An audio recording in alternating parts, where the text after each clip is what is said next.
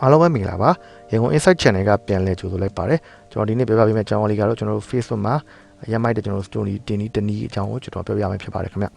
ဟုတ်ကဲ့ကျွန်တော်ဒီနေ့လေးကတော့ကျွန်တော်သူတွေသိမသိဘူးကျွန်တော် Facebook ကနေပြီးတော့ကျွန်တော်တိုက်ရိုက်တင်လို့မရပါဘူးကျွန်တော်ဒီနေ့လေးကတော့ကျွန်တော် Instagram မှာ Instagram နေပြီးတော့ကျွန်တော်တွားရောက်ပြီးတော့တင်ရမယ့်နည်းလမ်းလေးဖြစ်ပါတယ်ဒါပေမဲ့ကျွန်တော် Facebook မှာတွားပေါ်နေမှာပါ Facebook မှာဘာလို့တိုက်ရိုက်တင်လို့မရလဲဆိုတော့ကျွန်တော် Facebook မှာ function မပါပါဘူးဒါကြောင့် Instagram အောက်မှာကျွန်တော်တွားတင်ပြီးတော့ကျွန်တော် link ချိန်ပြီးတော့မှကျွန်တော် Facebook မှာတင်ရပါလားအဲ့တော့တင်တော့မှ Instagram account မရှိလို့လည်းစိတ်မပြတ်ပါနဲ့ကျွန်တော်မှ Instagram တင်တဲ့နည်းလေးကိုကျွန်တော်ဒီအထဲမှာကျွန်တော်အသေးစိတ်ကျွန်တော် link လေးတစ်ခုကိုကျွန်တော်ချပေးထားမယ်ဒါဒီဗီဒီယိုလေးကိုကျွန်တော်ဆက်လက်ကြည့်ရှုပေးပါလို့ကျွန်တော်ချိန်ပြချင်ပါတယ်ခင်ဗျဒီဗီဒီယိုလေးကိုစတင်ပြီးတော့ကြည့်လိုက်အောင်ခင်ဗျကျွန်တော်တို့ရန်ကုန် Insight Channel က Facebook နဲ့ပညာဆိုင်ရာ tutorial ဗီဒီယိုလေးတွေကိုနေ့စဉ်တင်ဆက်ပေးနေပါတယ်ဘယ်လိုမျိုးဗီဒီယိုလေးလဲဆိုကျွန်တော်တို့ Facebook မှာကျွန်တော်တို့ follower တစ်သန်းပေါ်အောင် armament လုပ်တဲ့ဗီဒီယိုမျိုးတွေပြီးတော့ကျွန်တော်တို့ like များအောင်လုပ်တဲ့ဗီဒီယိုတွေပြီးတော့ကျွန်တော်တို့ပတ်ဝန်းကျင်က Wi-Fi password ကိုကျွန်တော်တို့အလိုတကူသိယူပြီးတော့သုံးလို့ရတဲ့ဗီဒီယိုနည်းတွေအပြင်ကျွန်တော်တို့ဗီဒီယိုပေါင်းရာကျော်ကျွန်တော်တို့ကြည့်ရှုနိုင်ပါတယ်ဟုတ်ပြီကျွန်တော်ဗီဒီယိုလေးကိုကျွန်တော်တို့နေ့စဉ်ကြည့်ရှုဖို့အတွက်ကျွန်တော်တို့လုပ်ရမယ်ဆိုတော့ကျွန်တော်တို့တစ်ချက်ပြပါမယ်ကျွန်တော်ဗီဒီယိုကိုကြည့်အားလုံးပဲဗီဒီယိုတစ်ခုမှာကျွန်တော်အောက်မှာကျွန်တော်subscribe ဆိုတဲ့အနီရောင်ဘတ်တန်လေးရှိပါတယ်ဒီကောင်လေးဖြစ်ပါတယ်အဲကောင်လေးကိုကျွန်တော်တို့နှိပ်ပေးပါတကယ်လို့မနှိပ်ရသေးဘူးဆိုရင်ကျွန်တော်တို့ပရိသတ်ကြီးကျွန်တော်တောင်းဆိုပါတယ်နှိပ်ပေးပါဟုတ်ပြီနှိပ်ပေးပြီးသွားရင်ကျွန်တော်တို့ဒါဆိုကျွန်တော် channel ကို subscribe လုပ်ပြီးသွားပါပြီကျွန်တော် channel ရဲ့ဗီဒီယိုတွေမြင်ရတော့ပါမယ်ဟုတ်ပြီကျွန်တော် channel ရဲ့ဗီဒီယိုအကုန်လုံးတင်သမျှကိုကျွန်တော်မလွတ်သွားရင်အောင်ကျွန်တော်တို့ဒီဘက်ကခေါင်းလုံးလေးပုံစံလေးရှိပါတယ်အဲခေါင်းလုံးပုံစံလေးကိုကျွန်တော်တို့တစ်ချက်နှိပ်လိုက်ပါနှိပ်ပြီးသွားရင်အပေါ်ဆုံးမှာ all ဆိုတဲ့ဟာလေးရှိပါတယ်ခင်ဗျအဲ all ဆိုတဲ့ဟာလေးကိုတစ်ချက်နှိပ်လိုက်ပါဟုတ်ပြီဒါဆိုရင်တော့အားလုံးပြည့်စုံသွားပါပြီခင်ဗျကျွန်တော် channel လေးကိုအားပေးခြင်းကိုကျေးဇူးအများကြီးတင်ပါတယ်ခင်ဗျဟုတ်ကဲ့ကျွန်တော်ဒီနီလန်လေးကတော့ကျွန်တော်တို့Instagram account နဲ့သွားရောက်တင်ရမှာပါဒီနီလန်လေးကတော့အရင်မိုက်ပါတယ်ကျွန်တော် Facebook မှာကျွန်တော်သိရလို့မရှိပါဘူးဒီနီလန်လေးကကျွန်တော်တို့ Facebook ကျွန်တော် story မှာကျွန်တော်နာရီပေါ့ကျွန်တော်အခုလက်ရှိနာရီကျွန်တော်အချိန်လေးပေါ်နေတဲ့နီလန်လေးဖြစ်ပါတယ်အရင်မိုက်ပါတယ်ဟုတ်ပြီကျွန်တော် Instagram account နဲ့ကျွန်တော်သွားမယ် Instagram account ဒါလေးဖြစ်ပါတယ်ဒီဥစ္စာလေးသင်တို့ရှိမှမရှိဘူးဆိုရင်ကျွန်တော် Play Store မှာဖြစ်ဖြစ် App Store မှာဖြစ်ဖြစ်ဆွဲထားပေးပါလို့ကျွန်တော်အကြံပြုပေးရသေးဒါလေးကျွန်တော်နှိပ်လိုက်ပါဟုတ်ပြီကျွန်တော်ဒီနောက်မှာတစ်ချက်ပြောချင်တယ်သင်တို့မှာတကယ်လို့ Facebook account တစ်ကောင်ရှိရတယ်ဒါပေမဲ့ Instagram account မရှိသေးဘူးဆိုရင်ကျွန်တော်ဒီပေါ်မှာ link လေးချပေးထားပါတယ်ဟုတ်ကဲ့ပါအဲ့ link လေးက template ပဲကြာပါတယ်ကျွန်တော်မှာ Facebook account ရှိအောင်နဲ့ Instagram account လုပ်လို့ရပါတယ်ခင်ဗျအဲ့ဒီ link မှာဝင်ကြည့်ပြီးတော့ကျွန်တော်တို့ Instagram account လေးကိုအမြင်လုပ်ပြီးတော့ဒီ link လေးကိုဆက်လက်ပြီးလုပ်ဆောင်ပေးပါလို့ကျွန်တော်အကြံပြုချင်ပါတယ်ဟုတ်ပြီကျွန်တော်ဒီ link လေးကိုစသွားလိုက်မယ်ဟုတ်ကဲ့ပါကျွန်တော်ပြီးရင်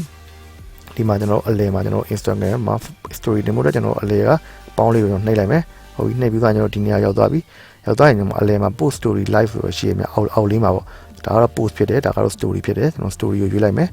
story လေးကိုရွေးလိုက်ပါမယ်ဟုတ်ပြီကျွန်တော် story လေးကိုရွေးပြီးသွားရင်ကျွန်တော်တို့ဒီမှာ AA ဆိုတာလေးရှိရမယ် AA ဆိုတဲ့ဟာလေးကိုကျွန်တော်နှိပ်လိုက်မယ်ဒီဘက်မှာပေါ့ဒီမှာ function လေးတွေ AA တို့ဘာလို့ရှိရဲ infinity ပုံစံလေးနဲ့ AA infinity ပုံစံလေးအပေါ်မှာပေါ့ AA ဆိုတာရှိရဲအဲ့လေးနှိပ်လိုက်မယ်ဟုတ်ကျွန်တော် AA ဆိုတဲ့နေရာလေးဒီနားလေးရောက်သွားရင်ကျွန်တော်အဲ့နားကြီးနေရာကိုသွားဖို့အတွက်ကျွန်တော်အလဲမှာပေါ့အလဲမှာကျွန်တော်ဒီမှာလူပုံစံလေးရည်နေတဲ့ပုံစံလေးနဲ့၄တောင်ပုံစံလေးစက်ကိုကောက်တဲ့ပုံစံမျိုးရှိရဲတောင်းလေးပါတောင်းလေးကျွန်တော်နှိပ်လိုက်မယ်ဟုတ်ပြီကျွန်တော်ဒီမှာပေါ့ဒီမှာကျွန်တော်နာရီလေးရှိရဲမြနာရီလေးဒီမှာ music ရဲ့ပေးမှာပေါ့ကျွန်တော်ဒုတိယတန်ရဲ့ဒီဘက်အစွန်ဆုံးကညာဘက်အစွန်ဆုံးက music ရဲ့9:59ဆိုတာဖြစ်နေတယ်အားကိုနှိပ်လိုက်မယ်ဒါဆိုတော့ကျွန်တော်တို့အခုလက်ရှိအချိန်ကျွန်တော်တို့ my day မှာ story မှာတင်တဲ့ပုံစံမျိုးဖြစ်တယ်အချိန်တွေကသွားနေလိမ့်မယ်ကျွန်တော်9:59ဒါကိုကျွန်တော်တစ်ချက်နှိပ်လိုက်မယ်ဒါဆိုတော့ကျွန်တော်ဒီကောင်တော့ကျွန်တော် analog ပုံစံလေးနဲ့ကျွန်တော်တို့နာရီပုံစံလေးပေါ့တိုင်ကက်နာရီပုံစံလေးနဲ့ဖြစ်သွားလိမ့်မယ်နောက်တစ်ခုကဒါလေးနှစ်ခုပေါ့ဒီ3ခုရှိတယ်ကျွန်တော်9:59ဒါတော့ ရိုးရှင်းလေးဒါမှမဟုတ်ဒီမှာ digital ပုံစံလေးနဲ့အဲ့လိုလေးရတယ်ပြီးရင်ကျွန်တော်နောက်ခံ background ပြောင်းချင်ကျွန်တော်အပေါ်မှာပေါ့ဒီမှာအပေါ်လေးအဝိုင်းလေးရှိတယ်မြအပေါ်လေးကဒီကောင်လေးအဝိုင်းလေးဒီကောင်လေးကျွန်တော်နှိပ်လိုက်မယ်ဒါဆိုအရောင်လေးပြောင်းသွားပြီခင်ဗျာအောင်ဒီမှာဒါလေးဆိုအမဲအရောင်လေးတက်တဲ့အရောင်ပြောင်းလို့ရတယ်အဲဒီမှာတော့များပါတယ်အရောင်လေးရဟိုကျွန်တော်ဒီရောင်လေးထားရလိုက်မယ်ဟုတ်ပြီကျွန်တော်တို့ကဘယ်လိုထားချင်လဲကျွန်တော်9:59ဆိုတဲ့ဟာလေးကိုကျွန်တော်တို့ဒီဒါလေးထားလိုက်ရင်ကောင်းမယ်အဲဆိုရင်ကျွန်တော်တို့ဟုတ်ပြီကောင်းလေးကျွန်တော်ထားလိုက်မယ်ဒီကောင်လေးထားလိုက်မယ်ဗျပြီးကျွန်တော်တို့မှာ share to ကျွန်တော်နှိပ်လိုက်မယ်ဟုတ်ပြီ share to နှိပ်လိုက်ရင်ကျွန်တော်ဒီပြီးတော့ဒီနားလေးမှာကျွန်တော်တစ်ချက်ပြောချင်တာ and Facebook ဆိုတော့အောက်လေးကိုနှိပ်လိုက်ပါဟုတ်ပြီကျွန်တော်ဒါမိုးလေးပေါ်နေတော့သူက Facebook ကိုပါတန်း share သွားလိမ့်မယ်ဒါပေမဲ့ဒီကျွန်တော်ပြောချင်တာကဒါကကျွန်တော်အရင်တင်လက်ဆက်ရှိရတဲ့အတွက်ကျွန်တော်ဒါမိုးပေါ်နေတာပါကျွန်တော်ဒါလေးကိုပုံမှန်တိုင်းလေးဒါလေးဖြစ်အောင်လို့ turn off နှိပ်လိုက်ပါဗျဟုတ်ပြီဒါကတော့ကျွန်တော်တငယ်ချင်းတို့ပြချင်တဲ့အတွက်ကျွန်တော်ဒါမိုးလုပ်တာပါဒီ ဒီမှာ sharing option ဆိုတဲ့ဟာလေးပြန်နေမယ်သင်တို့ဆိုရင်အသစ်ဆိုရင်တော့ဒီ sharing option ဆိုတာလေးဘာမှမ share ဘူးဆိုရင်တော့အဲ့ဒါလေးပုံနေလိမ့်မယ်ပြီး sharing option ဆိုတဲ့ဟာလေးကိုနှိပ်လိုက်မယ်နှိပ်ပြီးတော့ကျွန်တော် share to Facebook every time ကျွန်တော်အချိန်တိုင်း Facebook ကို share နေမယ်ဒါမှမဟုတ်ဒီကောင်တော့ share once ပေါ့ဒီကောင်တစ်ခါပဲ share မယ်ဆိုရင်တော့ဒီ share ဆိုရင်နှိပ်ပြီးပါကျွန်တော်တို့ဒါပေမဲ့ကျွန်တော်ကတော့ Facebook နဲ့အများနဲ့ link ချိတ်ချင်တဲ့အတွက်ကျွန်တော် share to Facebook every time ပေါ့ကျွန်တော် Instagram မှာကျွန်တော် story တင်တိုင်းကျွန်တော် Facebook ကို share နေမှာဆိုတော့ဖြစ်ပါတယ် share to Facebook every time ကျွန်တော်ရွေးလိုက်မယ်ဟုတ်ပြီကျွန်တော်တို့အကောင်ကိုကျွန်တော် share ချလိုက်မယ်ဟုတ်ပြီပြီးရင်ကျွန်တော်အောက်ဆုံးမှာ done ဆိုတာလေးကျွန်တော်နှိပ်လိုက်မယ်ခင်ဗျ